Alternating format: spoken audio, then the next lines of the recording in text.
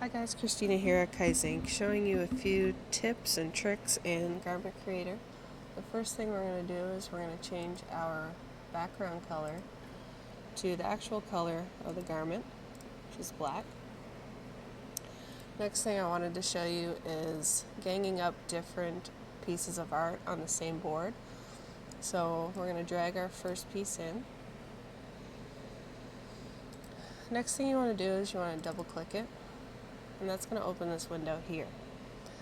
The next thing is we're going to hit this multi-image icon, and then you can drag in your next piece. There's also an option to duplicate the same piece, so if you highlight that, hit duplicate, it'll drop it right on top. You can also rotate that so we can gang them up on the same sheet. And yeah, that's just a few tips and tricks on Garment Creator. Thank you.